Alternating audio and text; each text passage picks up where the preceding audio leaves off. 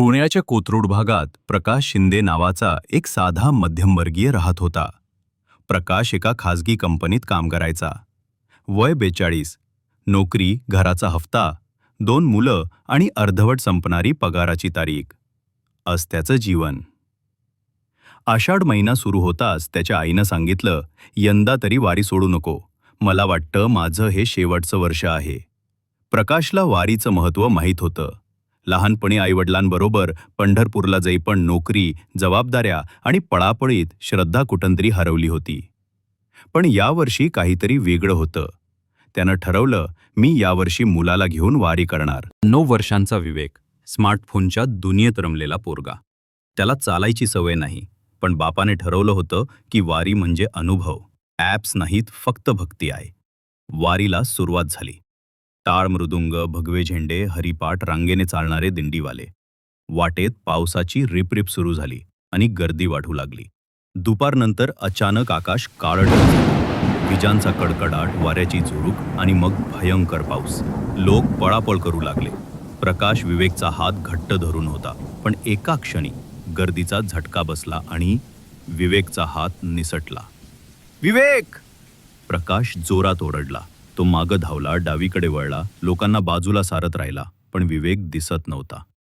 एका वाऱ्याच्या झंझावाता त्याने मुलाला गमावलं होतं. संध्याकाळ होत आली होती.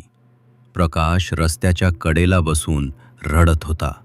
शरीर थकलं होतं, पाय सुन्न झाले होते, पण मनात एकच भावना, माझं मुलं हरवलं.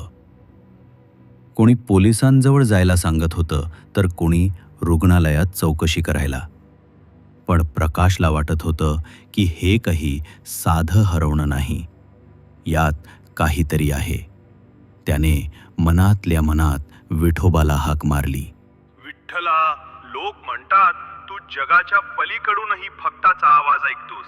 आज माझ्या मुलासाठी काहीतरी कर. तो सापडला नाही तर मी आयुष्यभर तुला कधीही माफ करणार नाही.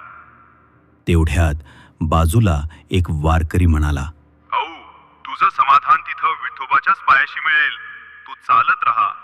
हरवलेलं काहीतरी पंढरपूरला सापडतं. रात्री उशिरा प्रकाश शेवटच्या टप्प्यात पोचला. एक वारकरी अन्नछत्राजवळ म्हणाला, एका लहान मुलाला इथंच कोणीतरी आणून दिलंय. तो रडत होता, पण आता शांत आहे.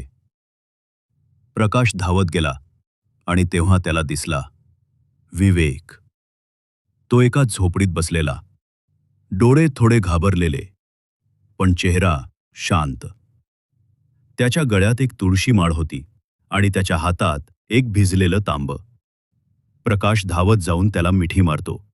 डोळ्यांतून अश्रू थांबत नाहीत. बाबा, मी रडत होतो, पण एक बाबा आले. त्यांनी माझा हात धरला आणि म्हणाले, घाबरू नकोस, तुझा बाबा तुला शोधेल. तोच माझा विठ्ठल आहे. त्यांनी मला पाणी दिलं आणि एक तुळशी माळ गळ्यात घातली. प्रकाश एकदम थबकला. कोण होते ते बाबा?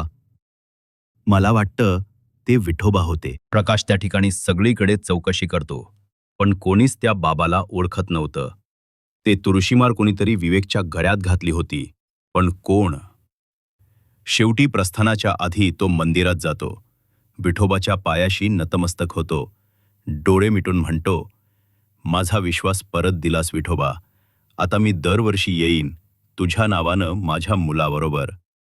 त्याच्या पाठीवर कोणीतरी हात ठेवतो. वळून पाहतो, एक वारकरी हसतोय. भक्तीची वाट हरवलेल्यांसाठीच असते. देव कधीच हरवत नाही. भक्त हरवतो, पण विठोबा त्यालाही सापडतो.